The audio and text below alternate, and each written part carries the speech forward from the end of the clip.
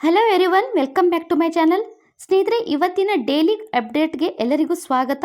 ಸ್ನೇಹಿತರೆ, ಈ ಒಂದು ಕರೆಂಟ್ ಅಫೇರ್ಸ್ನಲ್ಲಿ ಬಹಳಷ್ಟು ಮುಖ್ಯವಾದಂತಹ ವಿಷಯಗಳನ್ನು ಒಂದು ಟಾಪಿಕ್ಗಳನ್ನು ನೋಡೋಣ. ಮುಖ್ಯವಾಗಿ UPSC ಪರೀಕ್ಷೆ, ಇನ್ನು ಈ ಥರ ಪರೀಕ್ಷೆಗಳಿಗೆ ಇಂಪಾರ್ಟೆಂಟ್ ಆದಂತಹ, ಮುಖ್ಯವಾಗಿ ಕಾಂಪಿಟೇಟಿವ್ ಎಕ್ಸಾಮ್ಸ್ಗಳಿಗೆ ಇಂಪಾರ್ಟೆಂಟ್ ಆದಂತಹ ಟಾಪಿಕನ್ನು ಮಾತ್ರ ನಾನು ಈ ಒಂದು ಚಾನಲಲ್ಲಿ ಕರೆಂಟ್ ಅಫೇರ್ಸ್ನನ್ನು ಮಾಡ್ತಾ ಇದ್ದೇನೆ. ಸೊ ಯಾರೆಲ್ಲ ಕಾಂಪಿಟೇಟಿವ್ ಎಕ್ಸಾಮ್ಗೆ ಪ್ರಿಪೇರ್ ಆಗ್ತಾಯಿದ್ರಿ ಅವರು ಈ ಕರೆಂಟ್ ಅಫೇರ್ಸ್ನ ನೋಡ್ಬೋದು. ಓಕೆ, ಮತ್ತು ಪ್ರಿಪರೇಷನನ್ನು ಕೂಡ ಮಾಡಬಹುದು. ಸೊ ಮೊದಲನೇದಾಗಿ ಸ್ನೇಹಿತರೆ, ನ್ಯೂಸಲ್ಲಿ ಇದ್ದಿದ್ದೆ ಅಂದರೆ ಕರೆಂಟಲ್ಲಿ ಇರುವಂಥ ಟಾಪಿಕ್ ಏನಿದೆ ಅಂದರೆ ನಧೌರ್ ವನ್ಯಜೀವಿ ಅಭಯಾರಣ್ಯ. ಸ್ನೇಹಿತರೆ, ಈ ನಧೌರ್ ವನ್ಯಜೀವಿ ಅಭಯಾರಣ್ಯ ಸ್ಮೂತ್ ಕೋಟೆಡ್ ವಾಟರ್ಸ್ ಇದೆ, ಇದಕ್ಕಾಗಿ ಇದು ಮುಖ್ಯವಾಗಿ ನ್ಯೂಸಲ್ಲಿ ಇರುವಂಥದ್ದು. ಸ್ನೇಹಿತರೆ, ಇಲ್ಲಿ ಸ್ಮೂತ್ ಕೋಟೆಡ್ ವಾಟರ್ಸ್ ಅಂದರೆ ಏನರ್ಥ ಅಂದರೆ ಇದು ಒಂದು ರೀತಿಯ ನೀರು ನಾಯಿ ಆಗಿರುವಂಥದ್ದು. ಅಂದರೆ ನೀರಿನಲ್ಲಿ ವಾಸಿಸುವಂಥ ಅಥವಾ ನೀರಿನ ಒಂದು ಪ್ರಾಣಿಗಳನ್ನು, ಜೀವಿಗಳನ್ನು ತಿನ್ನುವಂಥ ಒಂದು ನಾಯಿ ಹೆಚ್ಚು ತನ್ನ ಆಹಾರವನ್ನು ನೀರಲ್ಲಿ ಹುಡುಕುವಂಥದ್ದು. ಹಾಗಾಗಿ ಇದಕ್ಕೆ ನೀರು ನಾಯಿ ಅಂತ ಹೆಸರು ಬಿದ್ದಿರುವಂಥದ್ದು ಸ್ನೇಹಿತರೆ. ಓಕೆ, ಇನ್ನು ಏನಂದರೆ ಸ್ಮೂತ್ ಕೋಟೆಡ್ ಅಂದರೆ ಸ್ಮೂತಾಗಿ ಅದರ ಮೈ ಮೇಲೆ ಏನಿದೆ, ಆ ಒಂದು ನಾಯಿಯ ಒಂದು ಮೈ ಮೇಲೆ ಏನಿದೆ ಸ್ಮೂತಾಗಿ ಹೇರ್ ಅಂದರೆ ಫರ್ ಇರುವಂಥದ್ದು. ಓಕೆ, ಹೇರ್ ಒಂದು ಇರುವಂತಹ ಒಂದು ನಾಯಿ ಆಗಿದೆ. ಹಾಗಾಗಿ ಸ್ಮೂತ್ ಕೋಟೆಡ್ ಅಂದರೆ ಸ್ಮೂತಾಗಿ ಹೇರ್ಗಳು ಲೇಪನ ಅಂತೆ ಆಗಿರುವಂತಹ ಒಂದು ಮೈಯನ್ನು, ತನ್ನ ಬಾಡಿ ಸ್ಟ್ರಕ್ಚರನ್ನು ಹೊಂದಿರುವಂತಹ ನಾಯಿ. ಓಕೆ, ಹಾಗಾದರೆ ಇದು ಎಲ್ಲಿ ಕಂಡು ಬಂದಿದೆ ಅಂದರೆ ಮುಖ್ಯವಾಗಿ ಉತ್ತರಾಖಂಡದ ಇಲಾಖೆಯ ನಧೌರ್ ಅಭಯಾರಣ್ಯ. ಓಕೆ, ನಧೌರ್ ವೈಲ್ಡ್ ಲೈಫ್ ಸೆಂಚುರಿಯಲ್ಲಿ ಇದು ಕಂಡು ಬಂದಿರುವಂಥದ್ದು. ಇದು ಮೊದಲನೇ ಬಾರಿಗೆ ಕಂಡಿರುವಂತಹ ಒಂದು ಸ್ಪೀಸೀಸ್ ಅಥವಾ ಒಂದು ಪ್ರಾಣಿ ಆಗಿರುವಂಥದ್ದು ಸ್ನೇಹಿತರೆ. ಇದು ಮೊಟ್ಟ ಮೊದಲ ಬಾರಿಗೆ ಸ್ಮೂತ್ ಕೋಟೆಡ್ ವಾಟರ್ಸ್ ಏನಿದೆ ಇದು ಪತ್ತೆ ಆಗಿರುವಂಥದ್ದು. ಸೊ ಇದು ಪತ್ತೆ ಆಗಿದೆ ಅಂದರೆ ಏನರ್ಥ ಅಂದರೆ ಆ ಒಂದು ನದಿಯ ವ್ಯವಸ್ಥೆ, ಅದರ ಆರೋಗ್ಯ ಚೆನ್ನಾಗಿದೆ ಅಂತ ಅರ್ಥ. ಇನ್ನು ಆ ನದಿಯಲ್ಲಿ ಓಕೆ, ಸೊ ಈ ಒಂದು ನಾಯಿ ಏನು ಕಂಡು ಬಂದಿತ್ತು, ಆ ಒಂದು ನದಿಯ ಅಥವಾ ಆ ನೀರಿನ ಒಂದು ಸಂಪತ್ತು, ಆ ನದಿಯಲ್ಲಿ ಅಂದರೆ ಆ ನೀರಿನ ಸಂಪತ್ತು ಯಾವುದು, ಮೀನುಗಳು. ಓಕೆ, ಜಲಚರ ಪ್ರಾಣಿಗಳು. ಓಕೆ, ಮೀನು ಜಲಚರ ಪ್ರಾಣಿಗಳು ಅಲ್ಲಿ ಸಮೃದ್ಧಿ ಹೊಂದಿವೆ ಅಂತ ಅರ್ಥ. ಓಕೆ, ಅರ್ಥ ಆಯ್ತವಲ್ಲ. ಸೊ ಈ ಒಂದು ಪ್ರಾಣಿ ಏನಿದೆ, ಈ ಒಂದು ಪ್ರಾಣಿ ಇಲ್ಲಿ ಕಂಡು ಬಂದಿದೆ ಅಂದರೆ ಏನರ್ಥ ಅಂದರೆ ಸೊ ಆ ಒಂದು ನದಿಯ ಪರಿಸರ ವ್ಯವಸ್ಥೆ ಚೆನ್ನಾಗಿದೆ, ಉತ್ತಮವಾಗಿದೆ ಅಂತ ಅರ್ಥ. ಇನ್ನೇನೆಂದರೆ ಮೀನುಗಳಿನ ಸಂಪತ್ತಿನ ಅಭಿವೃದ್ಧಿ ಅಂದರೆ ಸಮೃದ್ಧಿಯನ್ನು ಈ ಒಂದು ನಾಯಿ ಸೂಚಿಸುವಂಥದ್ದು. ಓಕೆ, ಈ ನಾಯಿ ಅಲ್ಲಿದೆ ಅಂದರೆ, ಅಲ್ಲಿ ಕಂಡು ಬಂದಿದೆ ಅಂದರೆ ಆ ನದಿಯ ಸಂಪತ್ತಿನ ಸಮೃದ್ಧಿಯನ್ನು ಇದು ಸೂಚಿಸ್ತದೆ ಅಂತ ಹೇಳಲಾಗಿರುವಂಥದ್ದು. ಓಕೆ, ಇನ್ನು ಇದರ ವೈಜ್ಞಾನಿಕ ಹೆಸರು ಟೆಟ್ರಾಗೋಲ್ ಪರ್ಸಿಪಿಲಿಟ್. ಸೊ ಇದನ್ನು ನೆನಪಿಟ್ಕೊಳ್ಳಿ. ಸೊ ಯಾಕಂದರೆ ಪ್ರಿಲಿಮ್ಸಲ್ಲಿ ಯಾವ ರೀತಿಯಾದರೂ ಕ್ವಶನ್ ಬರಬಹುದು. ಇನ್ನು ವೈಜ್ಞಾನಿಕ ಹೆಸರನ್ನಂತೂ ಕೊಡ್ತಾರೆ ಪ್ರಿಲಿಮ್ಸಲ್ಲಿ. ಓಕೆ, ನ್ಯೂಸಲ್ಲಿದ್ದಂಥ ಪ್ರಾಣಿಗಳ ಒಂದು ವೈಜ್ಞಾನಿಕ ಹೆಸರನ್ನು ಸೀಕ್ವೆನ್ಸ್ ವೈಸ್ ಕೊಡ್ಬೋದು. ಸೊ ಇದನ್ನು ನೆನಪಿಟ್ಕೊಳ್ಳಿ. ಆನಂತರ ಇದರ ರಕ್ಷಣಾ ಸ್ಥಿತಿ ಯಾವ ರೀತಿಯಾಗಿದೆ ಅಂದರೆ ಆಯುಷ್ಯನ ದುರ್ಬಲ ಸ್ಥಿತಿಯಲ್ಲಿ ಇರುವಂಥದ್ದು ಇದು. ಓಕೆ, ವೆಲ್ನರಬಲ್ ಸ್ಟೇಜಲ್ಲಿ ಇರುವಂತಹ ಒಂದು ಪ್ರಾಣಿಯಾಗಿದೆ. ಇನ್ನು ಸೈಟಲ್ಲಿ ಅನುಬಂಧ 1, ಇನ್ನು ವನ್ಯಜೀವಿ ಸಂರಕ್ಷಣಾ ಕಾಯ್ದೆ 1972ರ ಒಂದು ಅನುಸೂಚಿ 1ರಲ್ಲಿ ಇದನ್ನು ಇಡಲಾಗಿರುವಂಥದ್ದು. ಓಕೆ, ಇನ್ನು ಸ್ನೇಹಿತರೆ, ಇಲ್ಲಿ ಮತ್ತೊಂದು ಅಭಯಾರಣ್ಯವು ತರೈ ಆರ್ಕಾ ಲ್ಯಾಂಡ್ಸ್ಕೇಪ್ನ ಭಾಗವಾಗಿದ್ದು ಹುಲಿಯ ಕಾರಿಡಾರ್ಗೆ ಮಹತ್ವ ಹೊಂದಿರುವಂಥದ್ದು. ಓಕೆ, ಹುಲಿಯ ಕಾರಿಡಾರ್ಗೆ ಮಹತ್ವವನ್ನು ಹೊಂದಿರುವಂತಹ ಒಂದು ತರೈ ಆರ್ಕಾ ಲ್ಯಾಂಡ್ಸ್ಕೇಪ್ನ ಒಂದು ಭಾಗವಾಗಿದೆ. ಓಕೆ, ಈ ಅಭಯಾರಣ್ಯ ಯಾವುದು, ನಧೌರ್ ವನ್ಯಜೀವಿ ಅಭಯಾರಣ್ಯ. ಹಾಗಾದರೆ ಇಲ್ಲಿ ತರಾಯಿ ಆರ್ಕಾ ಲ್ಯಾಂಡ್ಸ್ಕೇಪ್ ಅಂದರೆ ಏನು, ತರಾಯಿ ಅಂದರೆ ಏನು? ಸೊ ಎಷ್ಟು ಜನರಿಗೆ ತರಾಯಿ ಅಂದರೆ ಗೊತ್ತಿರೋದೆ. ಸೊ ತರಾಯಿ ಅಂದರೆ ಮುಖ್ಯವಾಗಿ ಈ ಉತ್ತರ ಭಾರತದ ಏನು ನದಿಗಳಿದ್ದಾವೆ, ಓಕೆ, ಸೊ ಸದಾ ಹರಿಯುವಂಥ ನದಿಗಳು ಇವು. ಯಾಕೆ ಉತ್ತರ ಭಾರತನ ಒಂದು ನದಿಗಳಂದರೆ ಗ್ಲೇಸಿಯರ್ಸ್ ಕರಗುವುದರಿಂದ ಈ ನದಿಗಳು ಹೆಚ್ಚಾಗಿ ವರ್ಷವಿಡೀ ಹರಿಯುವಂಥ ನದಿಗಳು. ಓಕೆ, ಸದಾ ಹರಿಯುವಂಥ ನದಿಗಳು. ಹಾಗಾದರೆ ಈ ಗಂಗಾ ಯಮುನಾ ಏನು ಪ್ಲೇನ್ ಇದೆ, ಈ ರೀಸನ್ನ ನದಿ ಹರಿಯುವಂಥ ಏನು ಪ್ಲೇನ್ ಇದೆ, ಪ್ಲೇನ್ ಅಂದರೆ ಒಂದು ಮೈದಾನ. ಓಕೆ, ಮೈದಾನ, ಗಂಗಾ ನದಿ ಒಂದು ಯಮುನಾ ನದಿಗಳು ಏನಿದ್ದಾವೆ, ಈ ನದಿಗಳು ಏನು ಉಗಮ ಆಗುತ್ತೆ ಈ ನದಿಗಳ. ಓಕೆ, ಈ ನದಿಗಳು ಉಗಮ ಆದ ಒಂದು ಜಸ್ಟ್ ಒಂದು ಪ್ಲೇಸ್ ಏನಿದೆ, ಉಗಮ ಆದ ನಂತರದ ಆ ಪ್ಲೇಸನ್ನು ಏನಂತ ಹೇಳಲಾಗತ್ತೆ ಅಂದರೆ ಭಾಬರ್ ಅಂತ ಹೇಳಲಾಗಿದೆ. ನೀವು ಓದಿರಬೇಕು ಜಿಯೋಗ್ರಫಿಯಲ್ಲಿ ಭಾಬರ್ ಅನ್ನುವಂತಹ ಒಂದು ಪ್ಲೇಸ್. ಓಕೆ, ಈ ರೀಸನ್ ಏನಾಗುತ್ತೆ ಅಂದರೆ ಭಾಬರ್ ಅನ್ನುವಂಥದ್ದು, ಈ ರೀಸನ್ನಲ್ಲಿ ಹೆಚ್ಚು ಕಲ್ಲುಗಳು ಕಂಡುಬರುತ್ತವೆ. ಯಾಕೆ ಕಲ್ಲುಗಳು ಕಂಡುಬರ್ತವೆ ಅಂದರೆ ಇಲ್ಲಿ ನೀರು ಏನಾಗುತ್ತೆ, ಬತ್ತು ಹೋಗುತ್ತೆ ಅಂದರೆ ನೆಲದೊಳಗೆ ಹೋಗುವಂಥದ್ದು. ಸೊ ನದಿ ಉಗಮ ಆದ ನಂತರದ ಏನು ನೀರೇನಿದೆ, ಸೊ ನದಿಯಿಂದ ಬರುವಂಥ ಏನು ವಾಟರ್ ಏನಿದೆ ಆ ನೀರು ಈ ಭಾಗದಲ್ಲಿ ನೆಲದ ಒಳಗೆ ಹೋಗುವಂಥದ್ದು. ಹಾಗಾಗಿ ಇದಕ್ಕೆ ಭಾಬರ್ ರೀಜನ್ ಅಂತ ಹೇಳಲಾಗತ್ತೆ. ಓಕೆನಾ. ಸೊ ಜಸ್ಟ್ ಬರುವಂಥದ್ದು ಯಾವುದು ಭಾಬರ್ ರೀಜನ್. ಸೊ ಅದ್ರ ಜಸ್ಟ್ ಕೆಳಗಡೆ ಬಂದರೆ ಅದ್ರ ಜಸ್ಟ್ ಕೆಳಗಡೆ ಬಂದರೆ ಈ ಒಂದು ರೀಜನನ್ನು ಏನಾಗುತ್ತೆ ತರಾಯಿ ರೀಜನ್ ಅಂತ ಹೇಳಲಾಗತ್ತೆ. ಅದು ಜಸ್ಟ್ ಕೆಳಗಡೆ ಬಂದರೆ ಈ ರೀಜನ್ ಅನ್ನಲಾಗತ್ತೆ ತರಾಯಿ ರೀಜನ್ ಅಂತ ಹೇಳಲಾಗತ್ತೆ. ತರಾಯಿ ರೀಜನ್ ಯಾಕೆ ಅಂತಾರಂದರೆ, ಸೊ ಈ ಭಾಬರಲ್ಲಿ ಏನು ನದಿ ನೀರು ನೆಲದೊಳಗೆ ಬತ್ತು ಹೋಗಿತ್ತು ಅಥವಾ ನೆಲದೊಳಗೆ ಇದು ಸಿಂಕ್ ಆಗಿತ್ತು. ಈ ನದಿ ನೀರು ತರಾಯಿ ಪ್ಲೇಸ್ನಲ್ಲಿ ಬಂದುಬಿಟ್ಟು ಏನಾಗುತ್ತೆ ನೆಲದ ಮೇಲೆ ಕಾಣಿಸ್ಕೊಳ್ಳುತ್ತೆ. ಮತ್ತೆ ನದಿಯಾಗಿ ಮುಂದೆ ಹರಿಯುವಂಥದ್ದು. ಈ ಒಂದು ಭಾಬರ್ ಪ್ಲೇಸಲ್ಲಿ ನೆಲದೊಳಗೆ ಬತ್ತು ಹೋಗಿದ್ದಂತಹ ನೀರೇನಾಗುತ್ತೆ ಈ ತರಾಯಿ ಪ್ಲೇಸಲ್ಲಿ ಮತ್ತು ರಿಪೀಟ್ ಕಾಣಿಸ್ಕೊಳ್ಳುತ್ತೆ. ಹಾಗಾಗಿ ಈ ಒಂದು ತರಾಯಿ ಪ್ಲೇಸ್ನ ಅಥವಾ ತರಾಯಿ ರೀಜನ್ನ ಒಂದು ಭಾಗ ಏನಿದೆ ಇದು ಹೆಚ್ಚು ಮಣ್ಣು ಮತ್ತು ಕೆಸರಿನಿಂದ ತುಂಬಿರುವಂತಹ ಒಂದು ರೀಜನ್ ಆಗಿರುವಂಥದ್ದು. ಒಂದು ರೀಜನಲ್ ಪ್ಲೇಸ್ ಆಗಿರುವಂಥದ್ದು, ಹೆಚ್ಚು ಮಣ್ಣು ಮತ್ತು ಕೆಸರಿನಿಂದ ತುಂಬಿರುವಂತಹ ಒಂದು ಭಾಗ, ಒಂದು ಪ್ಲೇಸ್ ಆಗಿರುವಂಥದ್ದು ತರಾಯಿ ಅರ್ಕಾ ಲ್ಯಾಂಡ್. ಹಾಗಾಗಿ ಅಥವಾ ತರಾಯಿ ಅರ್ಕಾ ಲ್ಯಾಂಡ್ಸ್ಕೇಪ್ ಅಂದರೆ ಒಂದು ಏನಂತೇವೆ ಕಣಿವೆ ಅಂತ ಹೇಳ್ತೇವೆ. ಕಣಿವೆ ಟೈಪ್ನಲ್ಲಿ ಇರುವಂಥ ಕೆಲವೊಂದು ಭಾಗ, ಕೆಲವೊಂದು ರೀಜನ್ ಪ್ಲೇನ್ ಆಗಿರುತ್ತೆ. ಸೊ ಈ ಒಂದು ಭಾಗದಲ್ಲಿ ಹೆಚ್ಚು ಪ್ರಾಣಿ ಅಥವಾ ಸ್ಪೀಸೀಸ್ನ ವೈವಿಧ್ಯಮಯವನ್ನು ನಾವು ಅಲ್ಲಿ ಕಾಣ್ತೇವೆ. ಯಾಕಂದರೆ ಅಲ್ಲಿ ಕೆಸರು ತುಂಬಿರುವಂತಹ ಅಥವಾ ನೀರಿನ ಅಂಶ ಹೆಚ್ಚು ಕಂಡುಬರುತ್ತೆ ಈ ಒಂದು ಪ್ಲೇಸಲ್ಲಿ. ಸೊ ಎಲ್ಲಿ ನೀರಿನ ಅಂಶ ಹೆಚ್ಚು ಕಂಡುಬರುತ್ತೆ, ಅದು ಕೆಸರಿನ ಅಂಶ ಹೆಚ್ಚು ಕಂಡುಬರುತ್ತೆ, ಆ ಒಂದು ಪ್ಲೇಸಲ್ಲಿ ಜೀವಿಗಳು ಹೆಚ್ಚು ವಾಸಿಸ್ತವೆ. ಈ ಪ್ರಾಣಿಗಳು ಸ್ಪೀಸೀಸ್ಗಳು ಹೆಚ್ಚು ವಾಸವಾಗ್ತವೆ. ಸೊ ನೋಡಿದ್ವಲ್ಲ ತರಾಯಿ ಅಂದರೆ ಏನು ಅಂತ. ಈ ವನ್ಯಜೀವಿ ಅಭಯಾರಣ್ಯದ ಬಗ್ಗೆ ನೋಡೋದಾದರೆ ಮೊದಲನೇದಾಗಿ ನದೌರ್ ವನ್ಯಜೀವಿ ಅಭಯಾರಣ್ಯ.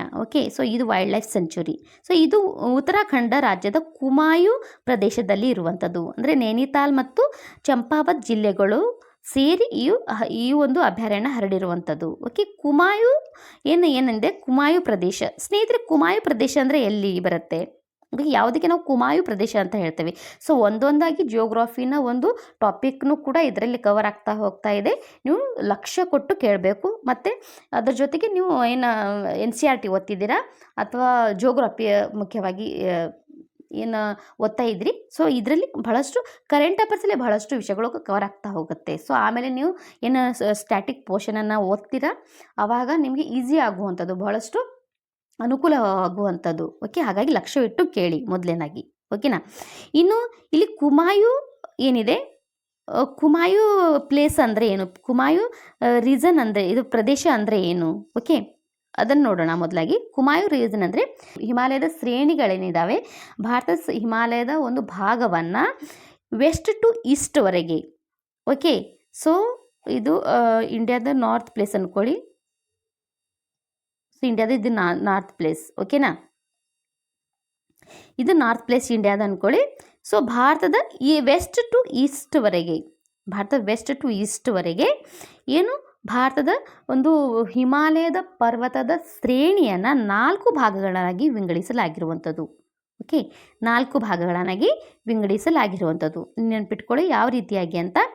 ಸೊ ಮೊದಲನೇ ಭಾಗವನ್ನು ಏನು ಹೇಳ್ತಾಲಾಗತ್ತಂದರೆ ಈ ಒಂದು ವೆಸ್ಟ್ ಸೈಡಿಗೆ ಫಸ್ಟ್ ಬರುವಂಥ ಭಾಗವನ್ನು ಏನಲಾಗುತ್ತೆ ಈ ಹಿಮಾಲಯದ ಒಂದು ಶ್ರೇಣಿಯ ಒಂದು ಮೊದಲನೇ ಪಾರ್ಟನ್ನು ಏನು ಹೇಳಲಾಗತ್ತಂದರೆ ಇದು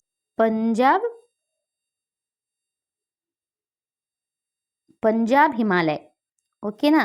ಸೊ ಈ ಒಂದು ಪಾರ್ಟನ್ನು ಪಂಜಾಬ್ ಹಿಮಾಲಯ ಅಂತ ಕರೆಯಲಾಗುವಂಥದ್ದು. ಯಾಕಂದರೆ ಇಲ್ಲಿ ಪಂಜಾಬ್ನ ಒಂದು 5 ನದಿಗಳೇನಿದ್ದಾವೆ, ಸತ್ಲಜ್, ರಾವಿ, ಸಿಂಧು ಮತ್ತು ಇನ್ನಿತರ ಏನು ನದಿಗಳಿದ್ದಾವೆ, ಇಲ್ಲಿ ಪಂಜಾಬ್ನ ನದಿಗಳಿದ್ದಾವೆ. ಸೊ ಈ ಪಂಜಾಬ್ ನದಿಗಳು ಈ ಒಂದು ಹಿಮಾಲಯದಿಂದ ಉಗಮ ಆಗುವಂತಹ ನದಿಗಳು ಅಥವಾ ಈ ಒಂದು ರೀಸನಲ್ಲಿ ಹರಿಯುವಂತಹ ನದಿಗಳು. ಹಾಗಾಗಿ ಒಂದು ಹಿಮಾಲಯದ ರೀಸನ್ ಅಥವಾ ಈ ಹಿಮಾಲಯದ ಒಂದು ಭಾಗವನ್ನು ಈ ವೆಸ್ಟ್ನಲ್ಲಿ ಪಂಜಾಬ್ ಹಿಮಾಲಯ ಅಂತ ಕರೆಯಲಾಗುತ್ತೆ. ಸೊ ಮುಖ್ಯವಾಗಿ ಪಂಜಾಬ್, ಹರಿಯಾಣ, ಉತ್ತರ ಪ್ರದೇಶನ ಅರ್ಧ ಭಾಗ, ಉತ್ತರ ಪ್ರದೇಶ ಆಗಿರ್ಬೋದು, ಜಮ್ಮು ಕಾಶ್ಮೀರ, ಸೊ ಇದರಲ್ಲಿ ಲದ್ದಾಖು ಕೂಡ ಇರುತ್ತೆ.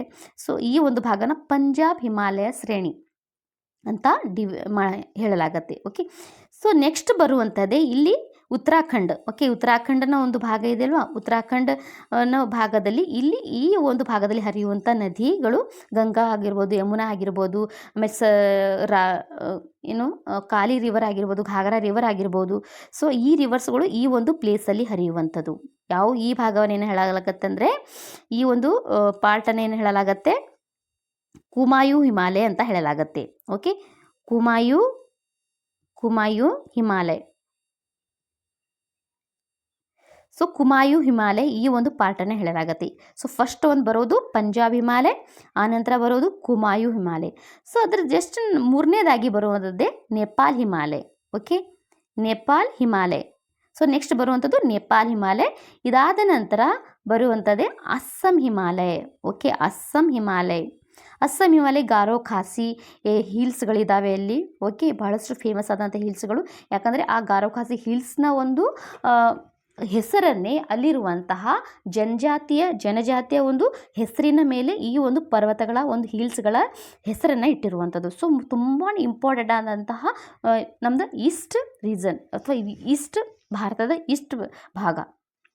ಸೊ ಭಾರತದ ಈಸ್ಟ್ ಭಾಗವನ್ನು ಅಥವಾ ಭಾರತದ ಒಂದು ಪೂರ್ವದ ಒಂದು ಭಾಗ ಏನಿದೆ ಹಿಮಾಲಯದು, ಅದು ಕಂಪ್ಲೀಟಾಗಿ ಇದರ ಬಗ್ಗೆ ನಾನು ಒಂದು ವಿಡಿಯೋ ಮಾಡ್ತೇನೆ. ತುಂಬಾ ಇಂಟ್ರೆಸ್ಟಿಂಗ್ ಆಗಿ ಇರುವಂಥದ್ದು ಒಂದು ಭಾಗ ಆಗಿದೆ. ಅದು ಜಿಯೋಗ್ರಾಫಿಕಲ್ಲೂ ಕೂಡ ಹೌದು, ಮತ್ತು ಈ ಕಡೆ ಪೊಲಿಟಿಕಲ್ ಕೂಡ ರೀತಿ ಕೂಡ ಹೌದು. ತುಂಬಾ ಇಲ್ಲಿ ಜನಜಾತಿಯ ಬಗ್ಗೆ ಒಂದು ಅವರ ಸಂಸ್ಕೃತಿ ಬಗ್ಗೆ ಕೂಡ ಅದರ ಕಲ್ಚರ್ಗಳ ಕೂಡ ಎಲ್ಲವೂ ಕೂಡ ಒಂದು ವಿಡಿಯೋದಲ್ಲಿ ಕಂಪ್ಲೀಟಾಗಿ ಹೇಳ್ಕೊಡ್ತೇನೆ, ಆಯಿತಾ. ಸೊ ಇಲ್ಲಿ ನೋಡಿದ್ವಲ್ಲ ಎಷ್ಟು ಭಾಗಗಳನ್ನು ಮಾಡಲಾಗಿದೆ ಅಂದರೆ 4 ಭಾಗ. ಒಂದು ಪಂಜಾಬ್ ಹಿಮಾಲಯ, ಕುಮಾಲು ಹಿಮಾಲಯ ಮತ್ತು ನೇಪಾಳ ಹಿಮಾಲಯ, ಮತ್ತೇನೇ ಲಾಸ್ಟಿಗಿರುವಂಥದ್ದು ಅಸ್ಸಾಂ ಹಿಮಾಲಯ. ಓಕೆನಾ. ಹಾಗಾದರೆ ಸ್ನೇಹಿತರೆ, ಈ ಹಿಮಾಲಯವನ್ನು ಹೇಗೆ ನೆನ್ಪಿಟ್ಕೊಳ್ಳೋದು? ಓಕೆ, ಎಕ್ಸಾಮಿಗೆ ನೀವು ನೆನಪಾಗಲಿಲ್ಲ ಅಂದರೆ ಯಾವ ರೀತಿಯಾಗಿ ನೀವು ಟ್ರಿಕ್ ಮೂಲಕ ನೆನ್ಪಿಟ್ಕೊಳ್ತೀರಿ ಅನ್ನೋದನ್ನು ನೋಡೋಣ. ಸೊ ಯಾವ ರೀತಿ ಟ್ರಿಕ್ ಮೂಲಕ ನಾವು ನೆನ್ಪಿಟ್ಕೊಳ್ಳೋದಂದರೆ, ಸ್ನೇಹಿತರೆ ಇದನ್ನು ನೆನ್ಪಿಟ್ಕೊಳ್ಳುವಂಥ ಒಂದು ಟ್ರಿಕ್ ಏನಿದ್ರೆ PU ಮೊದಲನೇದಾಗಿ, ಆನಂತರ KU, ಆನಂತರ ಏನದು NE ಅಂದರೆ ನೇಪಾಲ್ ಹಿಮಾಲಯ, ಆನಂತರ ಬರುವಂಥದ್ದೇ ಅಸ್ಸಾಂ ಅಂತ ಬರೀರಿ. Okay, Assam Himalaya region. Okay, so ಈ ರೀತಿಯಾಗಿ ಈ ವೆಸ್ಟ್ ಟು ಈಸ್ಟ್ ನೀವು ನೆನ್ಪಿಟ್ಕೊಳ್ಳುವಂಥ ಒಂದು ಟ್ರಿಕ್ ಅಂದರೆ ಪುಕುನೆ ಅಸ್ಸಾಂ ಕಹ. ಹಿಂದಿಯಲ್ಲಿ ಒಂದು ಲೈನನ್ನು ಮಾಡ್ಕೊಳ್ಳಿ, ಪುಕುನೆ ಅಸ್ಸಾಂ ಕಹ ಅಂದರೆ ಪೂ ಅಂದರೆ ಏನು ಪಂಜಾಬ್ ಹಿಮಾಲಯ ಬರುತ್ತೆ, ಇನ್ನು ಅಂದರೆ ಕುಮಾಯು ಹಿಮಾಲಯ ಬರುತ್ತೆ, ಇನ್ನು NE ಅಂದರೆ ನೇಪಾಲ್ ಹಿಮಾಲಯ, ಲಾಸ್ಟಿಗೆ ಅಸ್ಸಾಂನೇ ಕಹ ಅಂದರೆ ಅಸ್ಸಾಂ ಹಿಮಾಲಯ. ಓಕೆ, ಈ ಥರ ಡಿವಿಷನನ್ನು ನೆನ್ಪಿಟ್ಕೊಳ್ಬೋದು. ಓಕೆನಾ. ಸೊ ಈ ಪ್ರಿಲಿಮ್ಸ್ಗೆ ಓದೋಕ್ಕಿಂತ ಹೆಚ್ಚು ನೆನ್ಪಿಟ್ಕೊಳ್ಳುವಂಥದ್ದು ತುಂಬಾ ಇಂಪಾರ್ಟೆಂಟ್ ಆಗುತ್ತೆ ಸ್ನೇಹಿತರೆ. ಹಾಗಾಗಿ ಟ್ರಿಕ್ಸ್ ಮೂಲಕ ನೀವು ನೆನ್ಪಿಟ್ಕೊಳ್ಳಿ, ಆಯಿತಾ. ಇನ್ನು ಸೊ ನೋಡಿದ್ವಲ್ಲ ಇಲ್ಲಿ ಮತ್ತು ಈ ಒಂದು ಅಭಯಾರಣ್ಯ ಏನಿದೆ ಇದು ದಕ್ಷಿಣದ ಪಿಲಿಭಿತ್ ಅನ್ನುವಂಥ ಹುಲಿ ಸಂರಕ್ಷಿತ ಪ್ರದೇಶಕ್ಕೆ ಹೊಂದಿಕೊಂಡಿರುವಂಥದ್ದು. ಇನ್ನು ನದಿ ಯಾವುದು ಇಲ್ಲಿ ಹರಿಯುವಂಥದ್ದರೆ ನಥೋರ್ ನದಿ. ಓಕೆ, ನಥೋರ್ ನದಿಯ ಜಲಾನಯನ ಪ್ರದೇಶದಲ್ಲಿರುವಂತಹ ಒಂದು ವೈಲ್ಡ್ ಲೈಫ್ ಸೆಂಚುರಿ ಆಗಿರುವಂಥದ್ದು ಸ್ನೇಹಿತರೆ.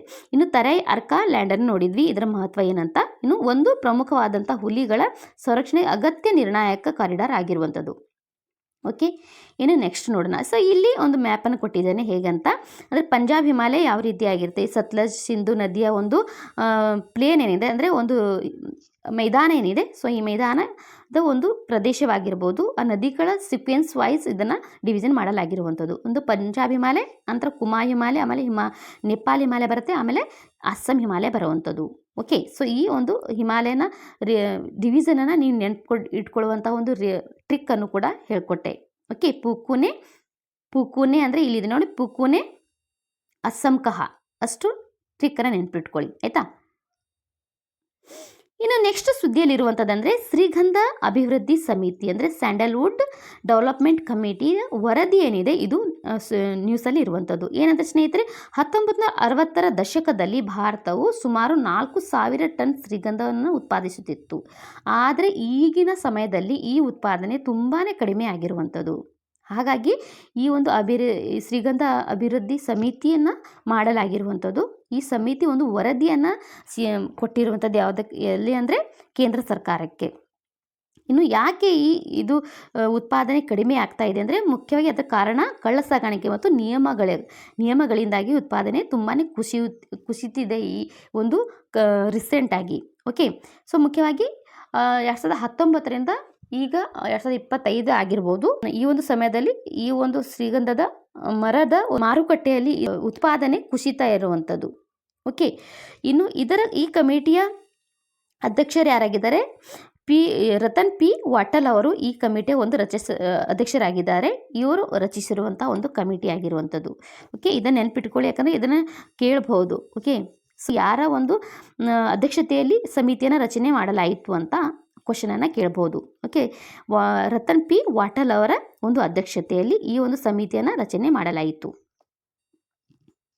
ಇನ್ನು ಸ್ನೇಹಿತರೆ, ಜಾಗತಿಕವಾಗಿ ಈ ಒಂದು ಮರಗಳಿಗೆ ಅಥವಾ ಈ ಒಂದು ಶ್ರೀಗಂಧದ ಉತ್ಪಾದನೆಗೆ ಬಹಳ ಬೇಡಿಕೆ ಇರುವಂಥದ್ದು.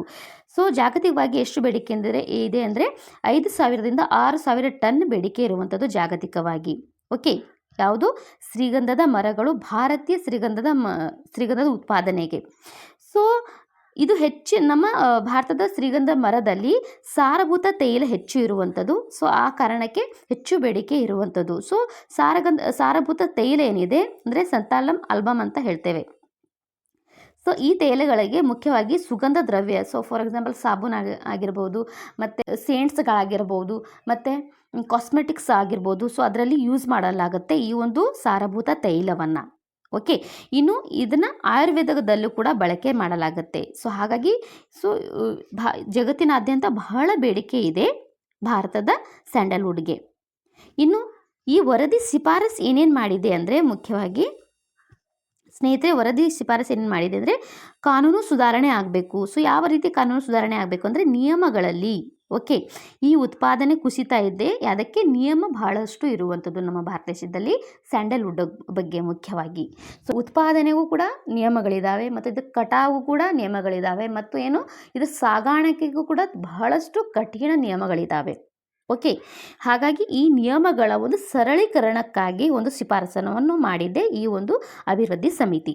ಇನ್ನು ಎರಡನೇದಾಗಿ ಕೃಷಿ ಅರಣ್ಯ ಪ್ರೋತ್ಸಾಹ ಅಂದರೆ ರೈತರು ತಮ್ಮ ಹೊಲದಲ್ಲಿ ಬೆಳೆಗಳನ್ನು ಉತ್ಪಾದನೆ ಮಾಡ್ತಾರೆ. ರೈತರು ಅದರ ಜೊತೆಗೆ ಏನು ಮಾಡಬೇಕು ಅಂದರೆ ಈ ಒಂದು ಮರಗಳನ್ನು ಬೆಳೆಸುವಂಥದ್ದು. ಓಕೆ, ಈ ಮರಗಳನ್ನು ಬೆಳೆಸುವುದರಿಂದ ತಮ್ಮ ಒಂದು ಆರ್ಥಿಕ ಪರಿಸ್ಥಿತಿಗಳು ಸುಧಾರಣೆ ಆಗಬಹುದು ಅನ್ನುವಂತಹ ಒಂದು ಶಿಫಾರಸನ್ನು ಮಾಡಿದೆ ಈ ಅಭಿವೃದ್ಧಿ ಸಮಿತಿ. ಓಕೆ, ಇನ್ನು ಟಿಶ್ಯೂ ಕಲ್ಚರ್ ತಂತ್ರಜ್ಞಾನ ಅಂದರೆ ಟಿಶ್ಯೂ ಕಲ್ಚರ್ ಸಣ್ಣ ಸಸಿಗಳನ್ನು ಬೆಳೆಸುವ ಅಥವಾ ಟಿಶ್ಯೂ ಕಲ್ಚರ್ ಅನ್ನುವಂಥದ್ದು ಒಂದು ಕೃಷಿಯನ್ನು ಮಾಡುವಂಥ ಸಸಿಗಳನ್ನು ಬೆಳೆಸುವಂಥದ್ದು. ಓಕೆ, ಸೊ ಈ ಟೆಕ್ನಾಲಜಿಯನ್ನು ಬೆಳೆಸುವಂಥದ್ದು, ಡೆವಲಪ್ ಮಾಡುವಂತಹ ಒಂದು ಅವಕಾಶ ದೊರೆತಿದೆ. ಅಂದರೆ ಇದರ ಬಗ್ಗೆ ನಾವು ನಮ್ಮ ದೇಶದ ಒಂದು ಸ್ವಾವಲಂಬನೆಯನ್ನು ಹೊಂದಬಹುದು. ಅಂದರೆ ಆತ್ಮನಿರ್ಭರ್ ಭಾರತ ಅಂತ ಹೇಳ್ತೇವಲ್ವಾ, ಆತ್ಮನಿರ್ಭರ್ ಭಾರತದ ಅಡಿಯಲ್ಲಿ ನಾವು ಈ ಒಂದು ಕಾರ್ಯವನ್ನು ಕೈಗೊಳ್ಳಬಹುದು ಅನ್ನುವಂಥ ಒಂದು ಶಿಫಾರಸನ್ನು ಈ ಒಂದು ಸಮಿತಿ ಮಾಡಿರುವಂಥದ್ದು. ಓಕೆ, ಇನ್ನು ಸ್ನೇಹಿತರೆ, ಶ್ರೀಗಂಧದ ಮರದ ಬಗ್ಗೆ ನಾವು UPSC ನೆನ್ಪಿಟ್ಕೊಳ್ಬೇಕಾದ ವಿಷಯ ಯಾವುದಂದರೆ ಈ ಮರದ ಒಂದು ಹೆಸರು. ಓಕೆ, ಯಾವುದಂದರೆ, ಮತ್ತು ಈ ಒಂದು ಮರದ IUCNನಲ್ಲಿ ಯಾವ ಸ್ಥಿತಿಯಲ್ಲಿ ಇರುವಂಥದ್ದಂದರೆ ದುರ್ಬಲ ಸ್ಥಿತಿಯಲ್ಲಿದೆ. ಇನ್ನು ಪ್ರಮುಖ ಉತ್ಪಾದಕ ರಾಜ್ಯಗಳೆಂದರೆ ಕರ್ನಾಟಕ, ತೆಲಂಗಾಣ, ತಮಿಳುನಾಡು ಮತ್ತು ಕೇರಳ. ಓಕೆ, ಅಂದರೆ ದಕ್ಷಿಣ ಭಾರತದ ಈ 4 ರಾಜ್ಯಗಳು, ಒಂದು ಕರ್ನಾಟಕ, ಆಮೇಲೆ ಕೇರಳ, ಆಮೇಲೆ ತಮಿಳುನಾಡು, ಆನಂತರ ತೆಲಂಗಾಣ. ಸೊ ಈ ಒಂದು 4 ರಾಜ್ಯಗಳು ಈ ಒಂದು ಉತ್ಪಾದನೆಗೆ ಹೆಚ್ಚು ಉತ್ಪಾದನೆ ಮಾಡ್ತವೆ ಈ ಭಾರತೀಯ ಶ್ರೀಗಂಧದ ಮರಗಳಿಗೆ. ಓಕೆ, ಸೊ ಇದರಲ್ಲಿ ಅತಿ ಹೆಚ್ಚು ಉತ್ಪಾದನೆ ಮಾಡುವಂಥದ್ದೇ ಕರ್ನಾಟಕ, ನಮ್ಮ ರಾಜ್ಯ. ಓಕೆ, ಕರ್ನಾಟಕ ನಮ್ಮ ರಾಜ್ಯ ಶ್ರೀಗಂಧ ಮರಗಳಿಗೆ ಅತಿ ಹೆಚ್ಚು ಉತ್ಪಾದನೆ ಮಾಡುವಂತಹ ಒಂದು ರಾಜ್ಯವಾಗಿರುವಂಥದ್ದು. ಓಕೆ, ಇನ್ನು ಸ್ನೇಹಿತರೆ, 2019ರಿಂದ 2024 ನಡುವೆ ಭಾರತವು ಸುಮಾರು 100 ಕೋಟಿ ಮೌಲ್ಯದ ಶ್ರೀಗಂಧವನ್ನು ಆಮದು ಮಾಡಿಕೊಂಡಿತ್ತು. ಹಾಗಾಗಿ ಈ ಒಂದು ಸಮಿತಿಯನ್ನು ರಚಿಸಬೇಕಾಯಿತು. ಯಾಕಂದರೆ ನಾವು ನಮ್ಮ ದೇಶದ ಒಂದು ಅತಿ ಅಮೂಲ್ಯವಾದಂತಹ ಉತ್ಪಾದನೆಯನ್ನು ನಾವು ಉತ್ಪಾದನೆ ಮಾಡೋಕ್ಕಿಂತ ಹೆಚ್ಚು ನಾವು ಏನು ಮಾಡ್ತಾ ಇದ್ವಿ, ಇಂಪೋರ್ಟ್ ಮಾಡ್ಕೊಳ್ತಾ ಇದ್ದೇವೆ. ಸೊ ಮುಖ್ಯವಾಗಿ ಆಸ್ಟ್ರೇಲಿಯಾದಿಂದ ಈ ಒಂದು ಉತ್ಪಾದನೆಯನ್ನು ನಾವು ಏನು ಮಾಡ್ತಿದ್ವಿ, ಆಮದು ಮಾಡ್ಕೊಂಡಿದ್ವಿ 100 ಕೋಟಿಯಷ್ಟು. ಯಾವಾಗ 2019ರಿಂದ 2024 ನಡುವೆ ನೋಡಿ 100 ಕೋಟಿಯಷ್ಟು ಈ ಶ್ರೀಗಂಧವನ್ನು ಏನು ಮಾಡ್ಕೊಂಡಿದ್ವಿ, ಇಂಪೋರ್ಟ್ ಮಾಡ್ಕೊಂಡಿದ್ವಿ. ಸೊ ಹಾಗಾಗಿ ಈ ಒಂದು ಸಮಿತಿಯನ್ನು ರಚನೆ ಮಾಡೋದು ತುಂಬಾ ಇಂಪಾರ್ಟೆಂಟ್ ಆಗಿದೆ ಸ್ನೇಹಿತರೆ. ಮತ್ತು ಏನಂದರೆ ಬಜೆಟ್ನಲ್ಲಿ 2026 ಬಜೆಟ್ನಲ್ಲಿ ಈ ಮೌಲ್ಯದ ಬೆಳೆಗಳಿಗೆ ಹೆಚ್ಚು ವಿಶೇಷ ಪ್ರೋತ್ಸಾಹ ನೀಡಿರುವಂಥದ್ದು. ಹಾಗಾಗಿ ಇದೊಂದು ನಿರ್ಧಾರನ ಕೈಗೊಂಡಿರುವಂಥದ್ದು. ಓಕೆ, ಇದನ್ನು ನೆನ್ಪಿಟ್ಕೊಳ್ಳಿ. ನಂತರ ನೆಕ್ಸ್ಟ್ ಸುದ್ದಿ ಇರುವಂಥದ್ದು ಸ್ಪಿನೋಸಾರಸ್ ಮಿರಾಬಿಲಿಸ್. ಸೊ ಇದು ಏನು ಸ್ಪಿನೋಸಾರಸ್ ಮಿರಾಬಿಲಿಸ್ ಅಂದರೆ ಇದು ಹೊಸ ಡೈನೋಸಾರ್ನ ಒಂದು ಆವಿಷ್ಕಾರ. ಅಂದರೆ ಈ ಒಂದು ಸ್ಪಿನೋಸಾರಸ್ ಮಿರಾಬಿಲಿಸ್ ಅನ್ನುವಂತಹ ಒಂದು ಡೈನೋಸಾರ್ನ ಒಂದು ಪಳೆಯುಳಿಕೆಗಳು ಪತ್ತೆ ಆಗಿರುವಂಥದ್ದು. ಎಲ್ಲಿ ಅಂದರೆ ಅದು ಸಹರಾ ಮರುಭೂಮಿಯ ಒಂದು ನೈಜರ್ ಪಾಲ್ ಅನ್ನುವಂತಹ ಭಾಗದಲ್ಲಿ ಈ ಒಂದು ಡೈನೋಸಾರ್ಸ್ನ ಪಳೆಯುಳಿಕೆ ಕಂಡು ಬಂದಿರುವಂಥದ್ದು. ಓಕೆ, ಸೊ ಯಾವ ತಂಡ ಇದನ್ನು ಪತ್ತೆ ಹಚ್ಚಿದೆ ಅಂದರೆ ನೈಜರ್ನಲ್ಲಿರುವಂತಹ ಪಾಲ್ ಸೆರೆನೋ ಅನ್ನುವಂತಹ ಒಂದು ತಂಡ ಏನಿದೆ ಇದನ್ನು ಪತ್ತೆ ಹಚ್ಚಿರುವಂಥದ್ದು ಸ್ನೇಹಿತರೆ. ಓಕೆ, ಇನ್ನು ಇದು ಸುಮಾರು 95 ಮಿಲಿಯನ್ ವರ್ಷಗಳ ಹಿಂದೆ ಈ ಒಂದು ಜೀವಿಸಿತ್ತು ಅನ್ನುವಂಥದ್ದು ಪತ್ತೆಯಾಗಿರುವಂಥದ್ದು. ಅಂದರೆ ಈ ಹಿಂದೆ ಕ್ರಿಟಿಷಿಯನ್ ಅನ್ನುವಂತಹ ಅವಧಿಯಲ್ಲಿ ಈ ಒಂದು ಒಂದು ಪ್ರಾಣಿ ಇದ್ದಿತ್ತು ಅಥವಾ ಭೂಮಿ ಮೇಲೆ ಇದು ಜೀವಂತವಾಗಿತ್ತು ಅನ್ನುವಂಥದ್ದು ಪತ್ತೆಯಾಗಿರುವಂಥದ್ದು. ಇದರ ಉದ್ದ ಎಷ್ಟಿದೆ? ಸುಮಾರು 40 ಅಡಿ ಇದು ಉದ್ದ ಆಗಿರುವಂಥದ್ದು. ತೂಕ 5 ರಿಂದ 7 ಟನ್ ಇದರ ತೂಕವಾಗಿದೆ ಸ್ನೇಹಿತರೆ. ಇನ್ನು ತಲೆಯ ಮೇಲೆ 20 ಇಂಚಿನ ಕಮಾನಿನಂತಿರುವಂತಹ ಒಂದು ಮೂಳೆ ಇರುವಂಥದ್ದು. ಮೂಳೆಯ ಶಿಖರ, ಓಕೆ, ಶಿಖರ ಅಂದರೆ ಈ ರೀತಿಯಾದಂಥ ಶಿಖರವನ್ನು ಇದು ಹೊಂದ್ಕೊಂಡಿರುವಂತಹ ಒಂದು ಪ್ರಾಣಿಯಾಗಿತ್ತು. ಸೊ ಇದರ ಒಂದು ಪಳೆಯುಳಿಕೆ ಈಗ ಪತ್ತೆ ಆಗಿರುವಂಥದ್ದು. ಸೊ ಇದು ಸ್ಪಿನೋಸಾರಸ್ನ ಜಲಚರ ಸಿದ್ಧಾಂತವನ್ನು ಪ್ರಶ್ನಿಸುತ್ತದೆ.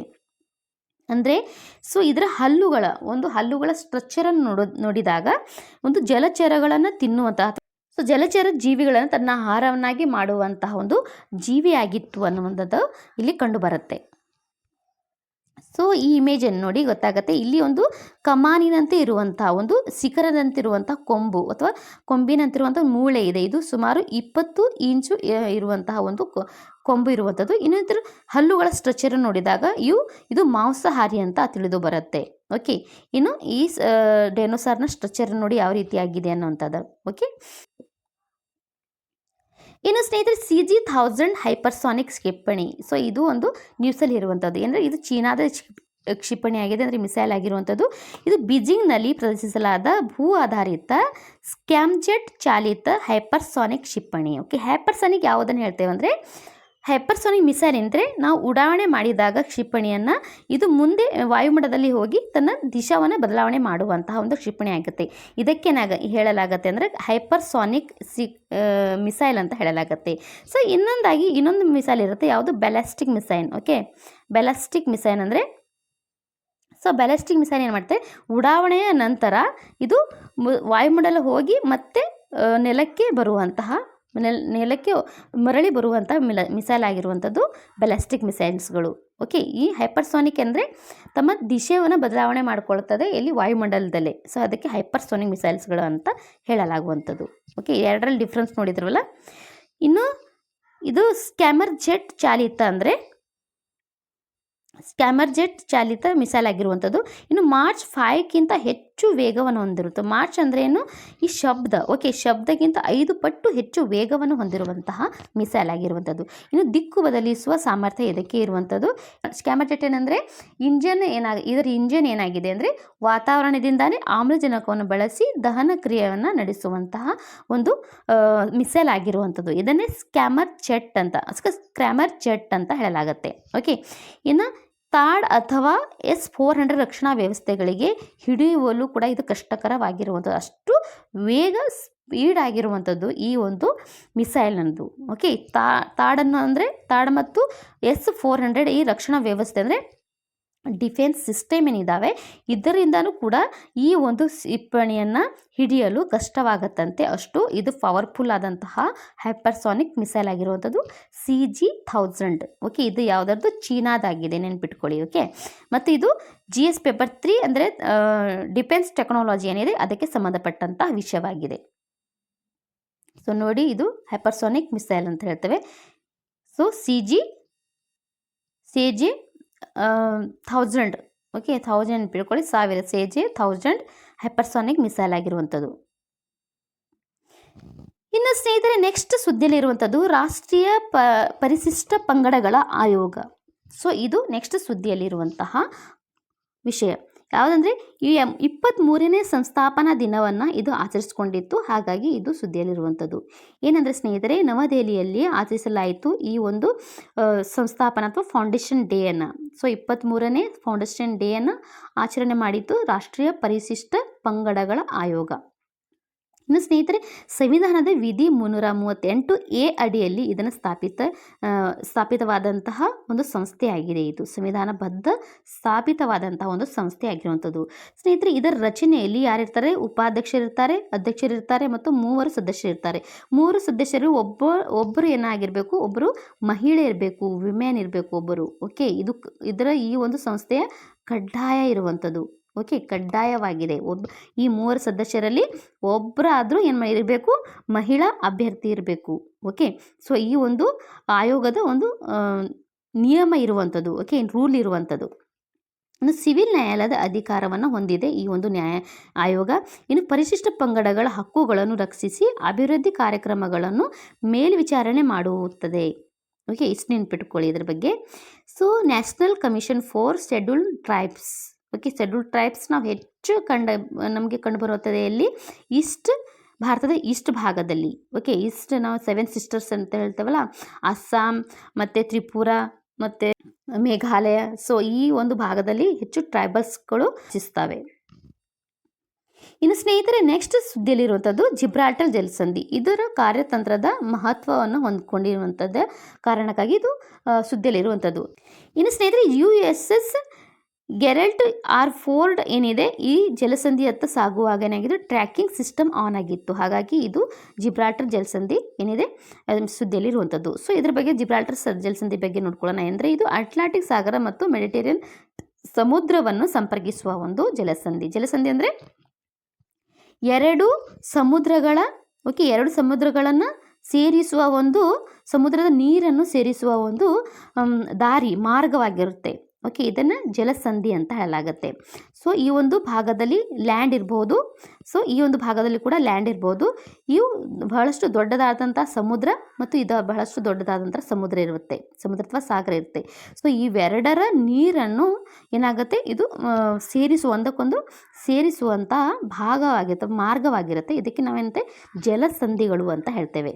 ಓಕೆ, ಸೊ ಹಾಗಾದರೆ ಜಿಬ್ರಾಲ್ಟರ್ ಜಲಸಂಧಿ ಏನಿದೆ, ಜಿಬ್ರಾಲ್ಟರ್ ಜಲಸಂಧಿ ಬಗ್ಗೆ ನೋಡೋಣ. ಜಿಬ್ರಾಲ್ಟರ್ ಜಲಸಂಧಿ ಇದು ಮೆಡಿಟರೇನಿಯನ್ ಸಮುದ್ರದ, ಓಕೆ, ಮೆಡಿಟರೇನಿಯನ್ ಸಮುದ್ರ ಆ ನಂತರ ಸೊ ಇಲ್ಲಿ ಅಟ್ಲಾಂಟಿಕ್ ಸಮುದ್ರ ಏನಿದೆ, ಓಕೆ, ಅಟ್ಲಾಂಟಿಕ್ ಸಮುದ್ರ, ಮೆಡಿಟರೇನಿಯನ್ ಸಮುದ್ರ ಮತ್ತು ಅಟ್ಲಾಂಟಿಕ್ ಸಮುದ್ರದ ನೀರನ್ನು ಇದು ಸೇರಿಸುವಂತಹ ಒಂದು ಸಂಧಿ ಅಥವಾ ಮಾರ್ಗವಾಗಿದೆ. ಇದಕ್ಕೆ ಜಿಬ್ರಾಲ್ಟರ್ ಜಲಸಂಧಿ ಅಂತ ಹೇಳಲಾಗುತ್ತೆ.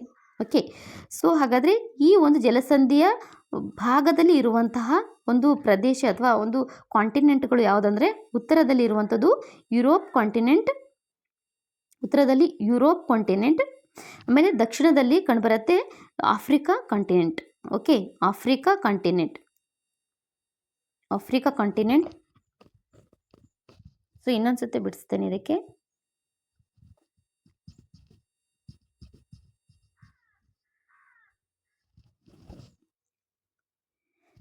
ಸೊ ಈ ಜಲಸಂಧಿಯ ಒಂದು ಸಮುದ್ರಗಳನ್ನು ನೋಡೋದಾದರೆ, ಸಮುದ್ರಗಳು ಇಲ್ಲಿ ಮೆಡಿಟರೇನಿಯನ್ ಸಮುದ್ರ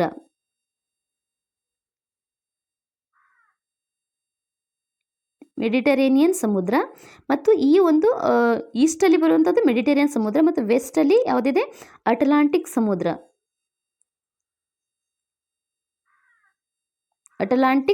ಓಷನ್. ಓಕೆ, ಇನ್ನು ಇಲ್ಲಿ ಮೆಡಿಟರೇನಿಯನ್ ಸಿ ಇರುವಂಥದ್ದು. ಓಕೆ, ಈಸ್ಟಲ್ಲಿ, ವೆಸ್ಟಲ್ಲಿ ಅಟ್ಲಾಂಟಿಕ್ ಓಷನ್. ಸೊ ಈ ಎರಡು ಸಮುದ್ರದ ಒಂದು ನೀರನ್ನು, ಓಕೆ, ಒಂದು ಸಮುದ್ರ ಮತ್ತು ಒಂದು ಸಾಗರ, ಓಕೆ, ಒಂದು ಸಮುದ್ರದ ಒಂದು ಸಾಗರದ ನೀರನ್ನು ಸೇರಿಸುವಂಥ ಮಾರ್ಗ ಏನಿದೆ ಇದಕ್ಕೇನಂತೇವೆ? ಜಿಬ್ರಾಲ್ಟರ್.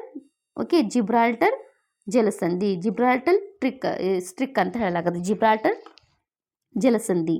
ಓಕೆ, ಇನ್ನು ಈ ಉತ್ತರ ಒಂದು ಭೂಭಾಗವನ್ನು ನೋಡೋದಾದರೆ, ಓಕೆ, ಇಲ್ಲಿ ಉತ್ತರಕ್ಕಿರುವಂಥದ್ದು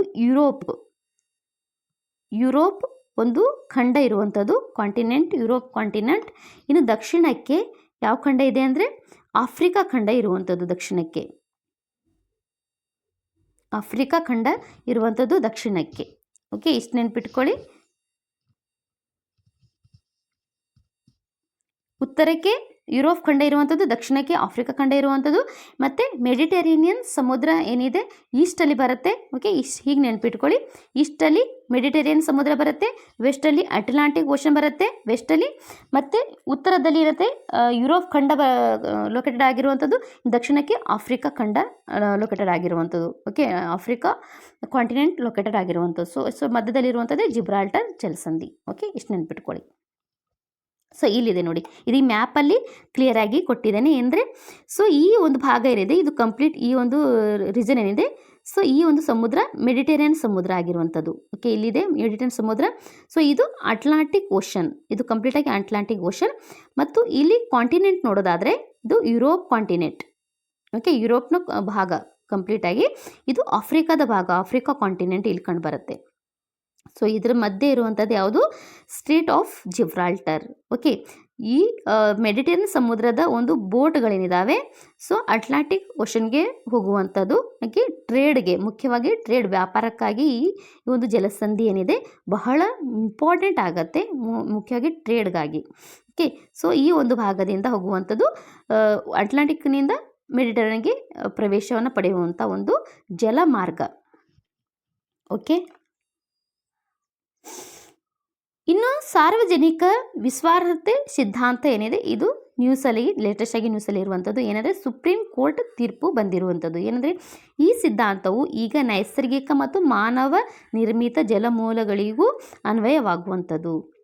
ಸೊ ಏನಂತ ನೋಡೋಣ ಸ್ನೇಹಿತರೆ. ಓಕೆ, ಪ್ರಾಚೀನ ರೋಮನ್ ಕಾನೂನಿನಿಂದ ಉದ್ಭವಿಸಿದ ಪರಿಕಲ್ಪನೆ ಇದು. ಅಂದರೆ ವಿಧಿ 21 ಏನಿದೆ, ವಿಧಿ 21 ಅಂದರೆ 48A ಮತ್ತು 51A ಜೊತೆ ಸಂಬಂಧವಿರುವಂಥದ್ದು. ಇದಕ್ಕೆ ಯಾವುದು? ಸಾರ್ವಜನಿಕ ವಿಶ್ವಾಸಾರ್ಹತೆ. ಇನ್ನು ಪರಿಸರ ಸಂರಕ್ಷಣೆ ಮತ್ತು ಸುಸ್ಥಿರ ಅಭಿವೃದ್ಧಿಯನ್ನು ಬಲಪಡಿಸುತ್ತದೆ. ಇನ್ನು ಪರಿಸರ ಪೂರಕ ಜಲಮೂಲಗಳ ದುರುಪಯೋಗವನ್ನು ತಡೆಯುತ್ತದೆ. ಓಕೆ, ಸೊ ಸ್ನೇಹಿತರೆ, ನಾ ಇಲ್ಲೊಂದು ಕ್ವಶನ್ ಕೊಡ್ತೇನೆ ನಿಮ್ಗೆ ಏನಂತ. ಓಕೆ, ಏನಂದರೆ ಸೊ ಇದನ್ನು ನಾನು ಅಂಡರ್ಸ್ಟ್ಯಾಂಡ್ ಮಾಡಿಸೋಕ್ಕಿಂತ ಮುಂಚೆ ಏನಾಗುತ್ತೆ ಕಮೆಂಟಲ್ಲಿ ಬರೀರಿ. ವಿಧಿ 21, ವಿಧಿ 48 ಮತ್ತು ವಿಧಿ 51A ಒಂದು ಮುಖ್ಯ ಒಂದು ಈ ವಿಧಿಗಳು ಏನು ಹೇಳುತ್ತವೆ ಅನ್ನುವಂಥದ್ದು. ಸೊ 2 ಲೈನಲ್ಲಿ ನನಗೆ ಒಂದು ಕಮೆಂಟಲ್ಲಿ ಬರಿಬಹುದು. ನೀವು 2 ಲೈನಲ್ಲಿ ಕಮೆಂಟಲ್ಲಿ ಬರೀರಿ. ಸೊ ಇದರ ಒಂದು ಇಂಪಾರ್ಟೆನ್ಸನ್ನು, ಇದರ ಒಂದು ಮಹತ್ವವನ್ನು ಬರೀರಿ. ಸೊ ಒಂದು ಕರೆಂಟ್ ಅಫೇರ್ಸ್ ನೆನ್ಪಿಟ್ಕೊಳ್ಳಿ. ಸಾರ್ವಜನಿಕ ವಿಶ್ವಾಸ ಸಿದ್ಧಾಂತ ಸುಪ್ರೀಂ ಕೋರ್ಟ್ ತೀರ್ಪು ನೀಡಿರುವಂಥದ್ದು. ಓಕೆ, ಅಂದರೆ ದ ಪಬ್ಲಿಕ್ ಟ್ರಸ್ಟ್ ಡಾಕ್ಟ್ರಿನ್ ಅಂತ ಹೇಳಲಾಗುತ್ತೆ.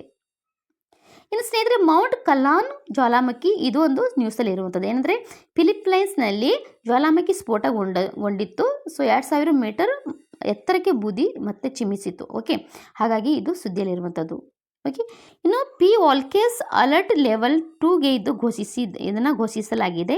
ನೆಗ್ರೋಸ್ ದ್ವೀಪದ ಅನೇಕ ಗ್ರಾಮಗಳಲ್ಲಿ ಈ ಬೂದಿಯ ಒಂದು ಸುರಿಮಳೆ. ಓಕೆ, ಮೇಲ್ಗಡೆ ಬೂದಿ ಹೋಗಿಬಿಟ್ರೆ, ಜ್ವಾಲಾಮುಖಿ ಸ್ಫೋಟ ಆದಾಗ ಮೇಲ್ಗಡೆ ಬೂದಿ ಹೋಗಿದಾಗ ಏನಾಗುತ್ತೆ, ಅದರ ಒಂದು ಮಳೆ ಸುರಿಯುವಂಥದ್ದು, ಆ ಬೂದಿದೆ ಒಂದು ಮಳೆಯ ರೂಪದಲ್ಲಿ ಏನಾಗುತ್ತೆ ಸುರಿಯುವಂಥದ್ದು. ಸೊ ಇದು ಒಂದು ಮೌಂಟ್ ಕಲ್ಲಾನ್ ಅನ್ನುವಂಥದ್ದು ಸುದ್ದಿಯಲ್ಲಿರುವಂಥದ್ದು. ಯಾವುದಕ್ಕೆ? ಜ್ವಾಲಾಮುಖಿಯ ಒಂದು ಪರ್ವತಕ್ಕೆ ಅಥವಾ ಜ್ವಾಲಾಮುಖಿ ಸ್ಫೋಟಗೊಂಡಿದ್ದಕ್ಕೆ ನೆನ್ಪಿಟ್ಕೊಳ್ಳಿ. ಇನ್ನು ಭೂಗೋಳಶಾಸ್ತ್ರ ಮತ್ತು ವಿಪತ್ತು ನಿರ್ವಹಣೆಗೆ ಇದು ಪ್ರಮುಖವಾದಂಥ ವಿಷಯ. ಭೂಗೋಳಶಾಸ್ತ್ರದಲ್ಲಿ ಜಿಯೋಗ್ರಫಿಗೆ ಸಂಬಂಧಪಟ್ಟಿದೆ ಈ ಒಂದು ಟಾಪಿಕ್, ಮತ್ತು ಡಿಸಾಸ್ಟರ್ ಮ್ಯಾನೇಜ್ಮೆಂಟ್. ಓಕೆ, ವಿಪತ್ತು ನಿರ್ವಹಣೆ. ಓಕೆ, ಡಿಸಾಸ್ಟರ್ ಮ್ಯಾನೇಜ್ಮೆಂಟ್ಗೆ ಕೂಡ ಇದು ಸಂಬಂಧಪಟ್ಟಿರುವಂಥ ವಿಷಯವಾಗಿದೆ. ಮುನ್ನೆಚ್ಚರಿಕೆ ಮತ್ತು ತುರ್ತು ಯೋಜನೆಗಳ ಅಗತ್ಯವನ್ನು ಒತ್ತಿ ಹೇಳುವಂಥ ಒಂದು ಟಾಪಿಕ್ ಆಗಿರುವಂಥದ್ದು. ಓಕೆ, ಜಸ್ಟ್ ಪ್ರಿಲಿಮ್ಸ್ಗಾಗಿ ಓದ್ಕೊಳ್ಳಿ, ಇಷ್ಟೇನು ಇದು ಇಲ್ಲ. ಓಕೆ, ಸೊ ಇಷ್ಟು ವಿಷಯವನ್ನು ನಾವೊಂದು ಕರೆಂಟ್ ಅಫೇರ್ಸಲ್ಲಿ ನೋಡಿದ್ವಿ ಸ್ನೇಹಿತರೆ. ಮತ್ತಷ್ಟು ಕರೆಂಟ್ ಅಫೇರ್ಸನ್ನು, ಮತ್ತಷ್ಟು ಟಾಪಿಕ್ಗಳನ್ನು ನೆಕ್ಸ್ಟ್ ವಿಡಿಯೋದಲ್ಲಿ ನೋಡೋಣ. ಸೊ ಅಲ್ಲಿವರೆಗೆ ಟೇಕ್ ಕೇರ್ ದೆನ್.